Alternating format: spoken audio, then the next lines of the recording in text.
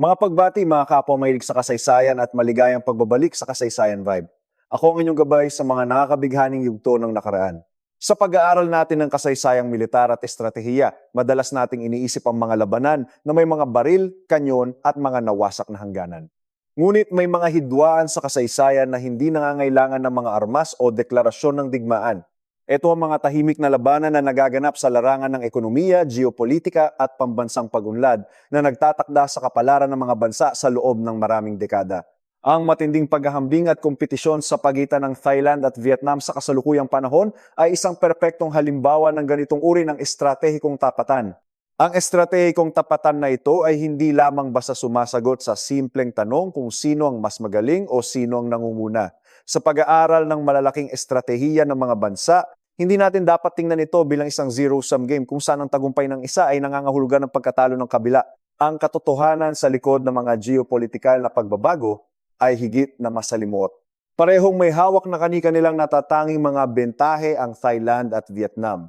Mayroon din silang mga sariling sugat mula sa kasaysayan, mga yugto ng mabilis na pag-usbong at mga estratehikong limitasyon na humuhubog sa kanilang mga desisyon at kakayahan sa kasalukuyang pandaigdigang entablado. Kung susuriin natin ang mga nakaraang dekada, makikita natin na ang Thailand ay matagal nang nangunguna sa aspeto ng industrialisasyon, pagbuo ng mga pandaigdigang ruta ng turismo at pagtatayo ng mga makabagong infrastruktura. Sa kabilang banda, ang Vietnam naman, na bumangon mula sa abo ng mahabang digmaan, ay kasalukuyang nagpapabilis ng hakbang sa larangan ng pagmamanupaktura, pag-i-export at pag-akyat ng mga malalaking dayuhang mamumuhunan. Ang bawat bansa ay naglalaro ng kanilang mga baraha batay sa kanilang geographical at demograpikong lakas na lumilikha ng isang dinamikong balanse ng kapangyarihan sa rehiyon ng Timog Silangang Asya. Ang Vietnam ay mayroong isang napakalakas na sandata sa kasalukuyan, isang bata at masiglang populasyon na handang magtrabaho at isang napakalaking potensyal para sa paglago ng ekonomiya. Ito ay parang isang reserbang hukbo na handang sumabak sa digmaang pang-ekonomiya. Samantala, ang Thailand ay nagpapanatili ng kanilang posisyon sa pamamagitan ng mas matibay at mas may gulang na pundasyon sa pananalapi, mga serbisyo, sistemang pangkalusugan, turismo, at mga komplikadong supply chain na naitayo nila sa loob ng maraming taon ng kapayapaan at pag-unlad. Kaya naman, mula sa pananaw ng isang mananalaysay at estratehiko, ang tamang tanong na dapat nating itanong ay hindi kung nalampasan na ba ng Vietnam ang Thailand. Sa halip, dapat nating suriin kung bakit nagbabago ang balanse ng kapangyarihang pang-ekonomiya sa Timog Silangang Asya. Ano ang mga puwersang nagtutulak sa pagbabagong ito? At higit sa lahat, ano ang ibig sabihin ng paglipat ng momentum na ito para sa kinabukasan at seguridad ng buong rehiyon sa harap ng mga nagbabagong pandaigdigang alyansa? Upang tunay na maunawaan ang komplikadong dynamics na ito, kailangan nating lumingon sa kasaysayan, partikular sa mga kaganapan pagkatapos ng ikalawang digmaang pandaigdig. Ang Timog Silangang Asya ay hindi pumasok sa panahon ng kapayapaan sa iisang paraan.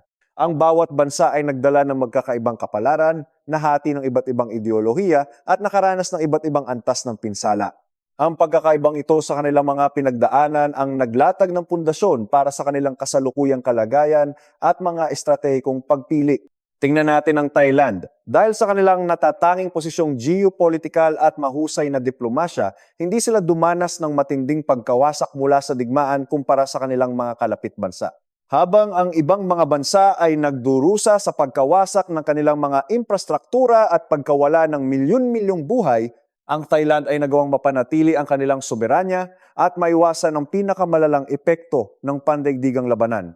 Ang estratehikong pananatiling ito ay nagbigay sa kanila ng isang malaking kalamangan sa pagsisimula ng panahon ng Cold War. Sa panahon ng Cold War o ang malamig na digmaan, ang Bangkok ay naging isang napakahalaga at estratehikong kaalyado ng mga bansa sa kanluran, lalo na ng Estados Unidos. Ang alyansang ito ay hindi lamang politikal kundi nagdala rin ng napakalaking benepisyong pang-ekonomiya. Naging sentro ang Thailand ng mga operasyong militar at lohistika ng Amerika sa rehiyon na nagbukas ng mga pintuan para sa pagdagsa ng tulong pinansyal, pamumuhunan, teknolohiya at pagunlad ng mga makabagong infrastruktura. Ang maagang pag-access na ito sa pandaigdigang merkado at mga makabagong teknolohiya ay nagbigay daan upang ang Thailand ay mabilis na makapagmodernisa. Nakapagtayo sila ng mga kalsada, tulay at mga pasilidad na sumusuporta hindi lamang sa mga pangangailangang militar kundi pati na rin sa paglago ng kanilang sibil na ekonomiya. Sila ay naging isang huwaran ng kapitalistang pag-unlad sa isang rehiyon na binabagabag ng mga labanang ideolohikal at mga armadong pag-aalsa. Sa kabilang panig ng rehiyon, ang kwento ng Vietnam ay napakaiba at puno ng trahedya. Ang bansa ay dumaan sa ilang dekada ng madugo at mapanirang digmaan laban sa mga dayuhang mananakop at mga panloob na hidwaan. Pagkatapos makamit ang pag-iisa noong 1975, ang Vietnam ay naiwang wasak, sugatan, at nakahiwalay sa malaking bahagi ng pandaigdigang komunidad dahil sa mga embargo at parusa mula sa kanluran. Ang kanilang infrastruktura ay nawasak at ang kanilang ekonomiya ay nasa bingit ng pagbagsak. Sa ilalim ng sistemang pang-ekonomiya na nakasentro sa pamahalaan o ang command economy, hinarap ng Vietnam ang matinding paghihirap. Ang produksyon ay bumagal, ang mga pangunahing pangangailangan ay nagkulang, at ang buhay ng mga ordinaryong mamamayan ay naging labis na mahirap. Ang mga patakarang ito na pinatupad sa gitna ng pagkabukod ng bansa ay nagdulot ng stagnasyon sa ekonomiya. Ang bansa ay nakatuon sa pagpapagaling ng mga sugat ng digmaan kaysa sa pagunlad ng ekonomiya. Ito ang kritikal na konteksto na nagpapaliwanag kung bakit napakalaki ng agwat sa pagitan ng dalawang ekonomiyang ito sa loob ng mahabang panahon.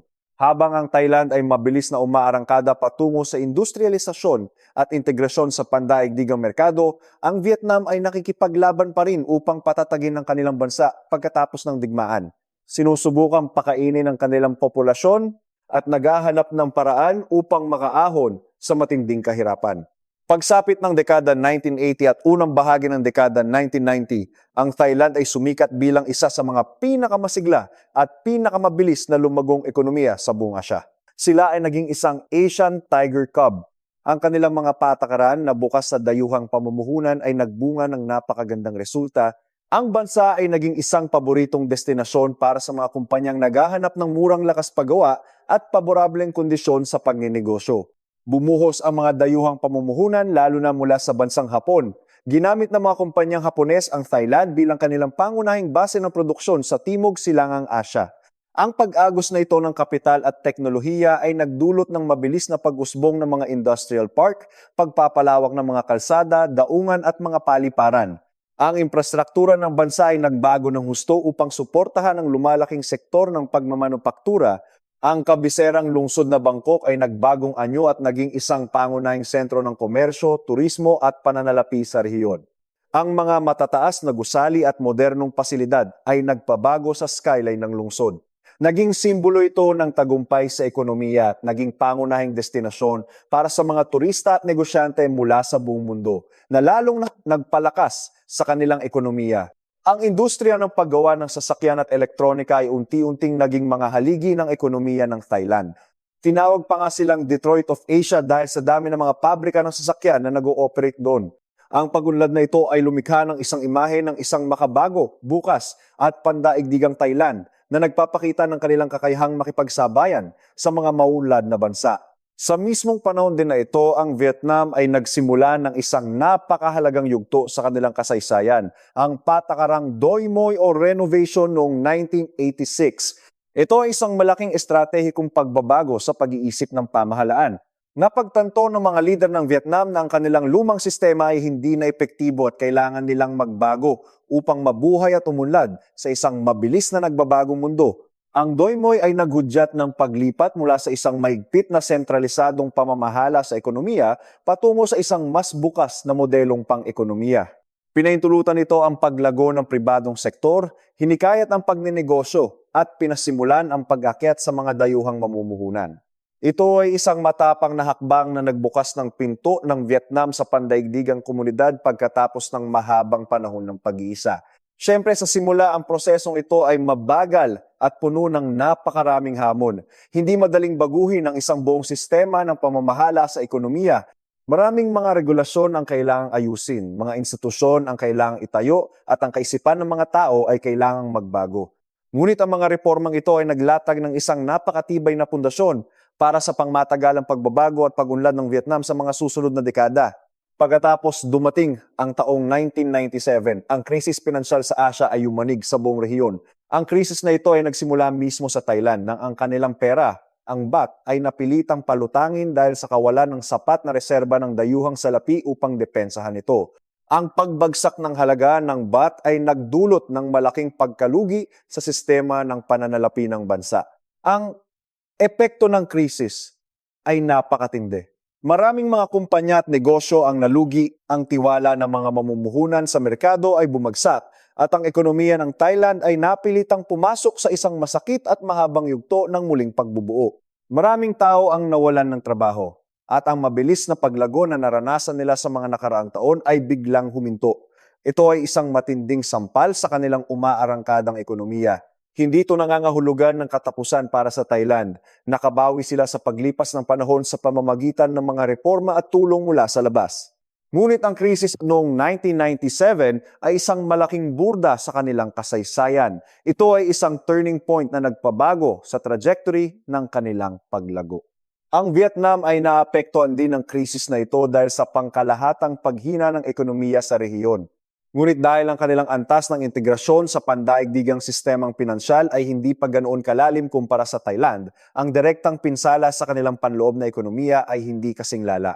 Sa mga taon na sumunod sa krisis, patuloy na binuksan ng Vietnam ang kanilang ekonomiya. Sila ay naging mas agresibo sa pag-akyat ng mga pamumuhunan, pagpapalawak ng kanilang kapasidad sa produksyon, at unti-unting nakisangkot sa pandaigdigang kalakalan. Pagpasok natin sa ika-21 siglo, parehong humarap ang Thailand at Vietnam sa isang ganap na bagong kapaligiran sa geopolitika at ekonomiya. Ang pag-usbong ng teknolohiya, ang pagbabago sa mga patakaran sa kalakalan, at ang paglitaw ng mga bagong kapangyarihan ay nagbago sa mga panuntunan ng laro. Ang pinakamalaking pagbabago ay ang pag-usbong ng China bilang pabrika ng mundo. Ang mga pandaigdigang supply chain ay lumawak at naging mas komplikado. Ang mga multinational na korporasyon ay patuloy na naghahanap ng mga lokasyon kung saan mas mura at mas epektibo ang produksyon. Sa panahong ito, ang kompetisyon para sa mga dayuhang pamumuhunan ay naging mas matindi kaysa kailanman. Sa kabila ng mga bagong hamon na ito, nagawa ng Thailand na mapanatili ang kanilang mga lakas, patuloy silang naging nangunguna sa produksyon ng mga sasakyan, turismo, pagproseso ng pagkain, serbisyong medikal, at iba pang mga industriya ng serbisyo. Ang kanilang mga infrastruktura na naitayo noong mga nakarang dekada ay patuloy na nagbigay sa kanila ng malaking bentahe sa pagpapanatili ng mga industriyang ito. Sa kabilang banda, ang Vietnam ay unti-unting nakilala bilang isang pangunahing manlalaro sa paggawa ng mga damit at sapatos. Pagkatapos, mabilis silang lumipat patungo sa mas mataas na halaga na industriya tulad ng elektronika, pag-assemble ng mga teknolohiya, at pag-e-export ng mga produktong ito sa buong mundo. Mula noong sikada 2010, ang pagbabago sa balanse ng kapangyarihan ay naging mas malinaw. Ang Vietnam ay nakapangakit ng napakaraming malalaking tagagawa, lalo na sa sektor ng elektronika at teknolohiya. Ang mga kumpanyang tulad ng Samsung at Intel ay nagtayo ng mga malalaking pabrika sa bansa na nagpabago sa imahe ng Vietnam mula sa isang bansa ng agrikultura patungo sa isang sentro ng teknolohiya. Ang estratehiyang China Plus One, kung saan ang mga kumpanya ay naghahanap ng mga alternatibong lokasyon ng produksyon sa labas ng China upang maiwasan ang mga panganib, ay naging isang malaking biyaya para sa Vietnam. Gayunpaman, ang pag-usbong ng Vietnam ay hindi nangangahulugan na nawala na ang lahat ng bentahe ng Thailand. Ang Thailand ay nananatiling may mas mahusay na infrastruktura sa maraming aspeto, isang mas maunlad na sistema ng pananalapi, mas mahabang karanasan sa industriya, mas malakas na internasyonal na turismo, at maraming mga industriya ng serbisyo na may mas mataas na halaga. Ang malaking pagkakaiba sa pagitan ng dalawang bansa ay nakasalalay sa kanilang kasalukuyang yugto ng pag-unlad. Ang isang bansa ay may malaking puwang pa para lumawak at lumago, habang ang isa naman ay may matagal nang naipong mga pundasyon at karanasan. Kailangan nating suriin ang kalidad ng paglago, ang produktibidad ng mga manggagawa, ang inobasyon sa teknolohiya, ang demograpiko, edukasyon, at ang kakayahang umakyat sa value chain. Kasalukuyang hinaharap ng Thailand ang hamon ng middle income trap, kung saan nahihirapan silang umakyat sa antas ng mga bansang may mataas na kita. Bukod dito, ang kanilang populasyon ay mabilis na tumatanda at kailangan nilang lumipat sa mga industriya na nangangailangan ng mas mataas na teknolohiya at kasanayan. Ito ay mga seryosong balakid na kailangan nilang malampasan upang mapanatili ang kanilang posisyon. Sa kabilang banda, ang Vietnam ay nahaharap sa mga hamon sa infrastruktura na hindi makasabay sa mabilis na paglago, ang kalidad ng kanilang lakas paggawa na kailangan pang patasin, ang sobrang pagdepende sa mga dayuhang mamumuhunan o FDI, ang mababang produktibidad ng mga lokal na kumpanya at ang hamon na lumikha ng sarili nilang mga tatak at teknolohiya. Walang bansa na puro kalakasan lamang at walang bansa na puro kahinaan lamang. Kung titingnan natin ang objektibo at sa pananaw ng isang mananalaysay ng estratehiya, ang kwento ay hindi tungkol sa pagtalo ng Vietnam sa Thailand. Ang tunay na kwento ay ang buong rehiyon ng Timog Silangang Asya ay nagbabago. Ang mga bentahe na minsang tumulong sa Thailand na manguna tulad ng murang lakas paggawa, magandang lokasyon, at pag-assemble ng mga produkto ay hindi na sapat upang mapanatili ang kanilang posisyon sa pangmatagalan. At ang mga bentahe na kasalukuyang tumutulong sa Vietnam na bumilis tulad ng batang lakas paggawa, mapagkompetensyang gastos at pagdagsa ng FDI ay kailangan ding maitransform sa tunay na lokal na kakayahan at inobasyon kung nais nilang makamit ang pangmatagalang pagunlad sa kasaysayan ng ekonomiya. Ang mabilis na pagtakbo ay hindi laging nangangahulugan na makakalayo ka. Ngunit ang pananatili sa isang lugar ay tiyak na magdadala ng panganib ng pagbagsak. Kailangang mag-inobasyon ng Thailand upang hindi mapag-iwanan, habang kailangang i-upgrade ng Vietnam ang kanilang mga industriya upang hindi maipit sa papel bilang isang tagagawa ng mga murang produkto. Pareho silang naharap sa magkakaibang problema, ngunit pareho silang bahagi ng isang malaking trend.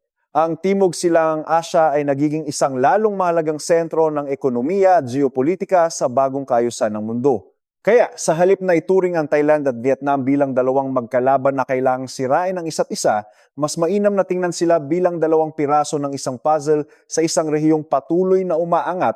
Ang Thailand ay may karanasan at infrastruktura, habang ang Vietnam ay may bilis at sigla. Kung matututo silang magtulungan at umakma sa isa't isa sa mga sektor ng produksyon, lohistika, teknolohiya at kalakalan, mas magiging malakas ang buong rehiyon. Ang tanong na malalampasan ba ng Vietnam ang Thailand ay panlabas lamang? Ang mas malalim na tanong ay aling bansa ang mas makakaangkop sa bagong yugto ng kasaysayang pang-ekonomiya ng Asya? Ang kasaysayan ay hindi pa nagbibigay ng huling sagot. Ipinapakita lamang ito na ang posisyon ng mga bansa ay palaging nagbabago. Maraming salamat sa panonood ng Kasaysayan Vibe. Kung nagustuhan ninyo ang malalim na pagsusuring ito, mangyaring i-like, mag-subscribe at mag-iwan ng komento. Sa inyong palagay, paano magbabago ang ating rehiyon sa susunod na dekada? Hanggang sa muli nating pagtuklas sa mga estratehiya at kasaysayan.